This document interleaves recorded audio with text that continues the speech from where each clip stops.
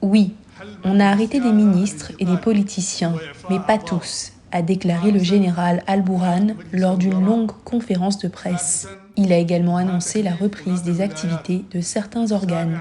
Nous avons convenu qu'à la fin de ce mois, le Conseil supérieur de la magistrature et le Conseil des poursuites fonctionneront à nouveau et une cour constitutionnelle sera formée dans le respect de la loi et personne n'interférera avec elle comme prévu dans les lois.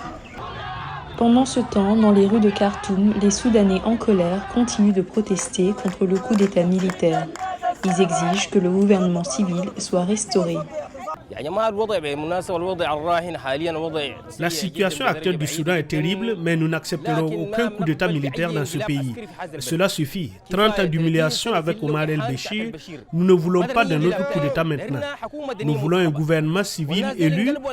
Ces gens qui se sont retournés contre le gouvernement veulent être présentés avec un sang innocent.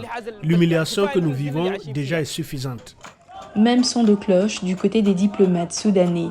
Nour el-Din Sati, ambassadeur du Soudan à Washington, a déclaré à la VOA qu'il a appelé ses homologues en Europe, en Asie et en Afrique à une action concertée pour condamner la prise de pouvoir illégale.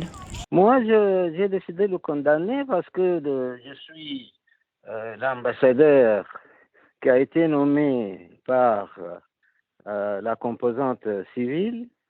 J'appartiens aux forces donc de la révolution civile et j'adhère aux principes démocratiques et je ne vois pas de raison pour qu'un coup d'État soit donc mené à ce moment critique de l'histoire du Soudan où il y a eu vraiment une grande révolution soudanaise qui aspirait vers la liberté, la justice, la démocratie et les droits de l'homme.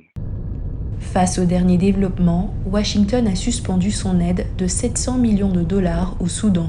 Khartoum a également annoncé que les vols à destination et en provenance de la capitale sont suspendus jusqu'à samedi.